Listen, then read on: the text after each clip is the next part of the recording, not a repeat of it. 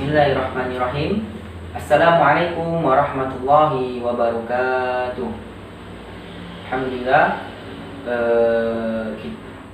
kita masih diberi kesempatan Allah Subhanahu wa taala untuk kembali berkumpul dalam ruangan kelas ini untuk melaksanakan kegiatan belajar mengajar.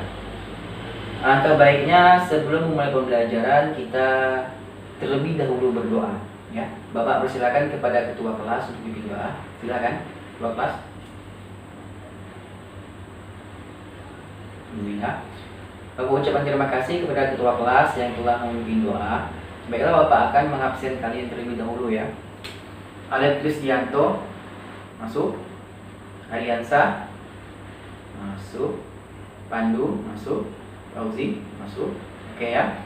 Berarti semuanya masuk, tidak ada alfa dan tidak ada yang izin, ya. Bapak mau bertanya kepada kalian nih. Apakah kalian tahu pada pagi hari ini kita akan belajar materi tentang apa? Yang tahu silakan angkat tangan. Ya, Pandu apa? Ya, betul sekali. Jadi, pada pagi hari ini kita akan mengangkat sebuah materi pembelajaran itu tentang mat, ya. Kemarin kita sudah membahas tentang mat apa? Ya, mat lain dan mat iwa. Jadi, pada hari ini kita kembali akan membahas tentang hukum bacaan mat. Tapi kali ini kita akan membahas tentang mat arid lisukun. Mat arid lisukun. Oke. Di sini ada yang tahu apa itu mat arid lisukun, baik secara bahasa maupun secara istilah? Ya, ada apa? Mat arid lisukun secara bahasa apa?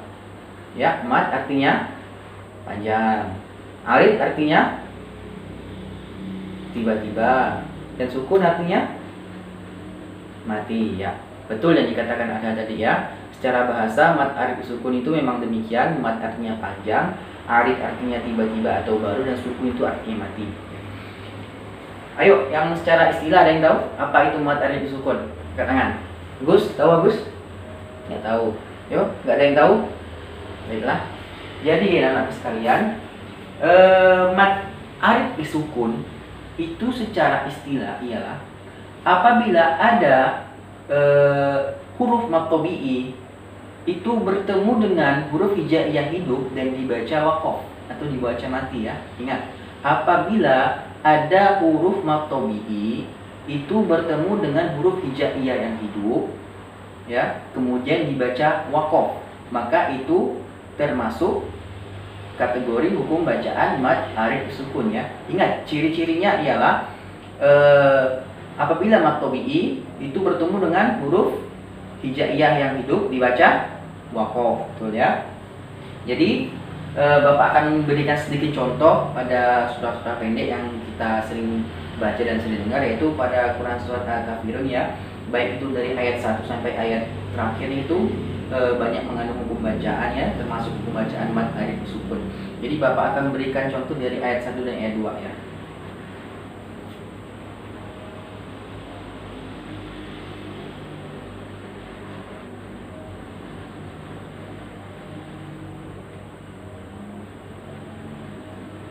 Oke.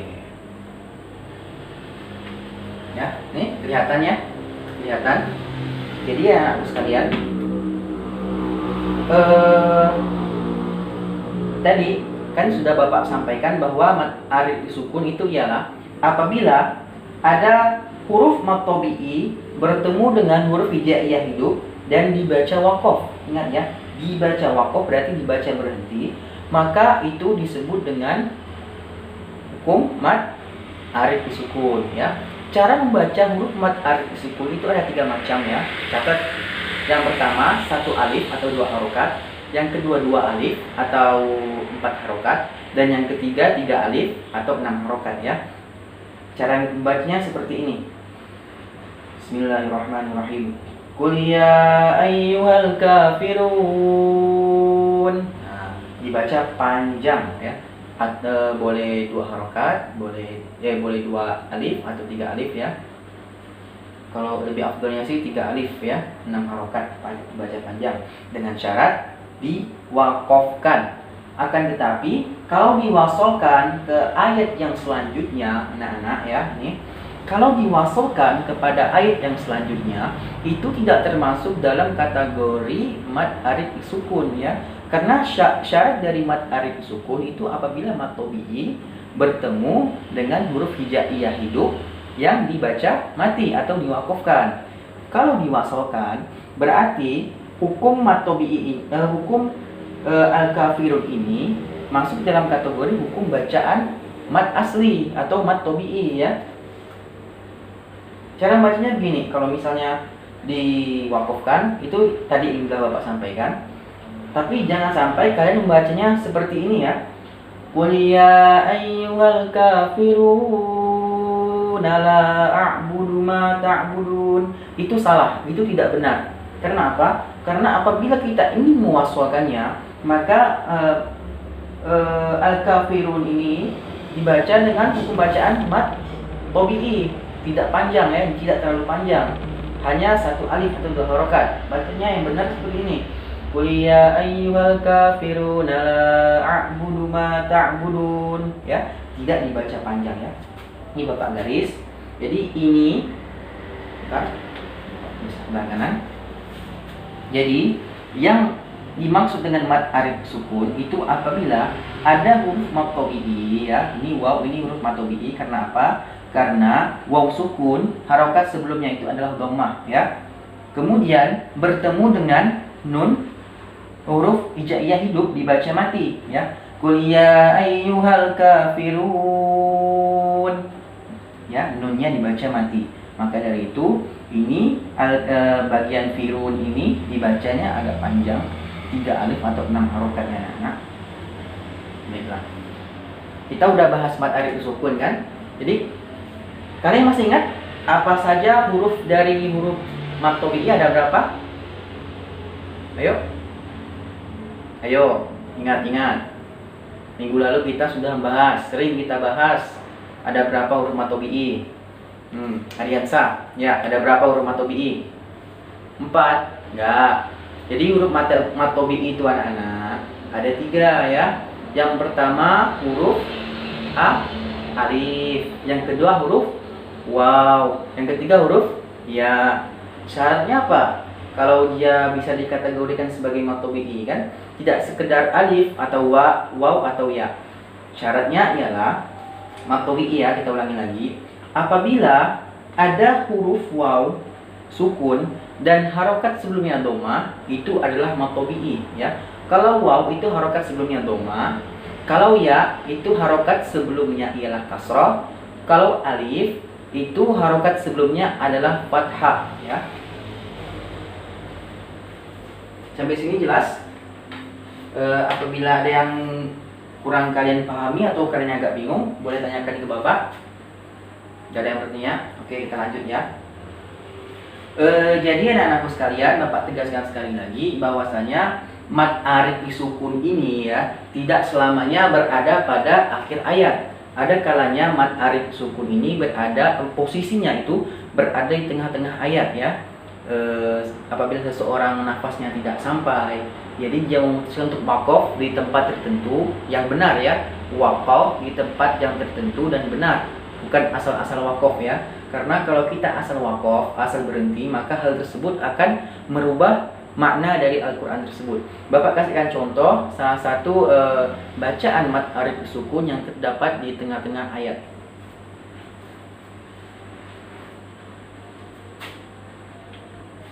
Ya, jadi contoh tersebut ada di dalam Al-Quran, surat Al-Baqarah ayat 12. Silahkan buka bukunya ataupun buka Al-Qurannya ya.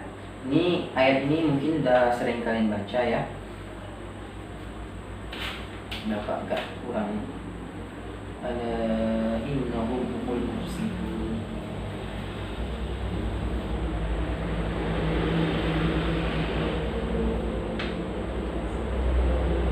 Ala innahum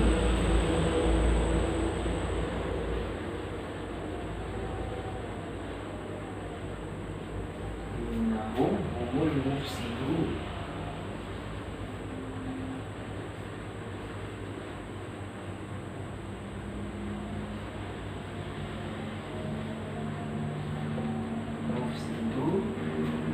walakinna.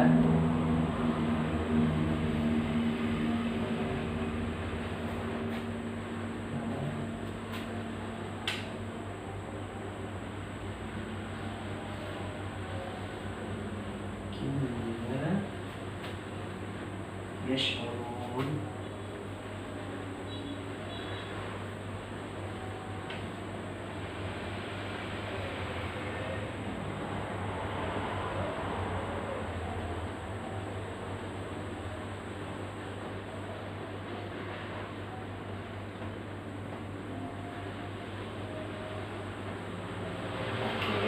Yang di belakang kelihatan?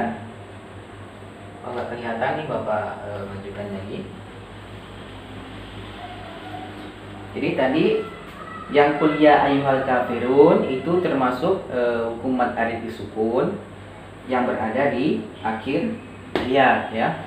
Tapi kali ini pada Quran surah Al-Baqarah ayat 12 ini terdapat hukum bacaan mad arif disukun yang berada atau posisinya berada di tengah-tengah dan berada di akhir ayat.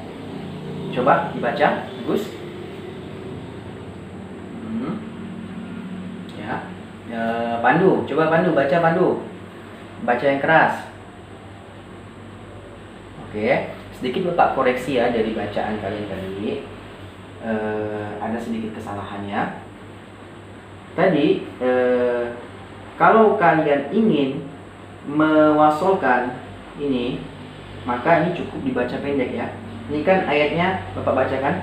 Ala innahum humul mufsiduna walakin la yash'urun. Jadi pada ayat ini terdapat dua hukum bacaan mad arif disukun ya. Yang pertama itu adalah pada kata al-mufsidun, kemudian pada yash'urun. Untuk kata mufsidun ini tergantung dari seseorang yang membacanya. Apabila dia mewakufkannya pada mufsidun, maka ini dijatuhi hukum bacaan mad arif disukun dan dibaca panjang 3 alif. Sedangkan kalau dia ingin mewasolkan atau melanjutkannya, maka hukum ini adalah jatuhi hukuman mad tabi'i atau mad asli. Ya.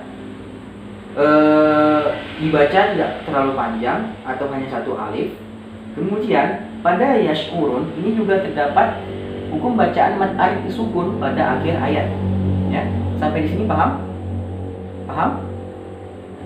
Coba ulangi. Ariansa. Apa itu mad arif disukun? Ya, apabila ada huruf mad tabi'i yang bertemu dengan huruf hijaiyah yang hidup ya. Jadi mad arif disukun itu ialah apabila ada bacaan atau huruf mad tabi'i itu bertemu dengan huruf hidup dan dibaca waqaf. Sampai sini paham? Yang kurang jelas nih lihat. Nah, tulisannya agak kecil ya karena papan tulisnya kecil. Oke, Bapak kembalikan lagi ke belakang.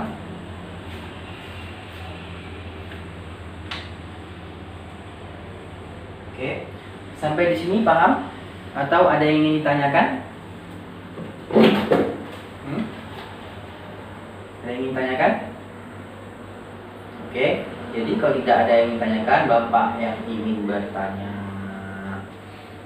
coba Mahfud, ada berapa huruf mad tabi'i? Ya betul 3. Ariansa sebutkan huruf apa aja? Alif, betul. Waw, betul. Dan nun bukan ya. Yang termasuk huruf mad tabi'i itu ada alif, waw dan ya, atau kita singkat sebagai ayu ya, ingat ayu. Jadi huruf mad tabi'i itu ada 3, alif, waw dan ya. Oke. Sudah selesai catatnya? Kalau ada poin-poin yang penting silahkan dicatat. Bisa jadi itu sebagai bahan referensi kalian untuk membaca di rumah. Yuk. Ada yang ingin bertanya? Bapak persilakan, atau masih bingung dengan materi mad arif disukun ini? Oke, Bapak rasa kalian sudah paham. Baiklah, Bapak akan beri kalian sedikit soal sebagai bahan evaluasi dari kalian ya. Ini ada 4 soal. insya Allah kalian bisa mudah lah menjawabnya, karena Bapak anggap ini materi yang mudah lah bagi kalian ya, karena matobi'in kalian sudah paham kan, tinggal dipahami lagi. Matobi'i bertemu dengan huruf hijaiyah itu dibaca wakof, maka itu ialah mad arid sukun. Oke, ketua kelas tolong Bapak bagikan lembar soal ini. Kerjakan ya, tolong kerjakan. Oke. Bapak kasih waktu 3 menit untuk mengerjakannya. Oke, selesai semua, kumpulkan. Baiklah, kita akan bahas soalnya pada hari ini. Jadi, soal yang pertama. Soal yang pertama.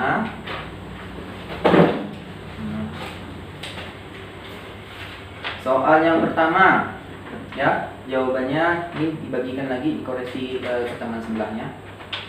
Soal yang pertama, ada berapa macam hukum bacaan mad? Oke ya, mad itu ada berapa macam? Yo, ingat, mad ada berapa macam? Ya. Jadi mad secara umum itu ada 2 macam ya. Yang pertama, ini Bapak hapus dulu. Jadi ingat, mad ada berapa macam?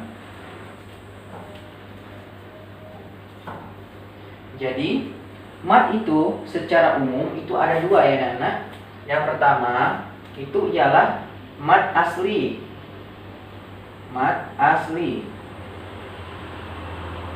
Kemudian mad yang kedua itu ialah mad far'i. Ada yang tahu mad asli itu mad apa? Ya, ada yang tahu? Ya, Haikal, apa Haikal? Ya, betul sekali. Mad asli itu ialah mad tobi'i. Kenapa dikatakan mad asli? Karena dia tidak atau belum dicampuri sesuatu ya, dia masih asli, masih murni, belum kemasukan huruf sesuatu ya, kecuali huruf matobi'i ya. Kemudian mad far'i ya, mad far'i ini ada berapa banyak ya? Ya, mad far'i ini banyak macam, tapi yang telah kita bahas di sini udah 3 macam ya. Yang kemarin itu mad lain, mad lain. Kemudian yang kedua mad apa? Mad iwad. Ya betul, mad iwad ya. Pada hari ini kita bahas materi mad apa? Mad arid lisukun.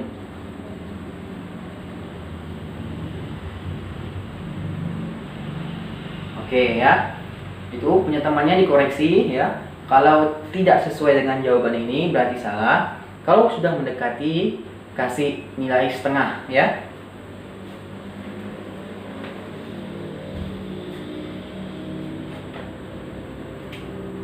Oke, sampai di sini ada yang ingin kalian tanyakan?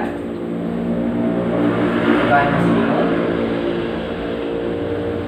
Ya, baiklah. Apabila tidak ada yang bertanya, berarti Bapak rasa sudah cukup. Kalian sudah paham.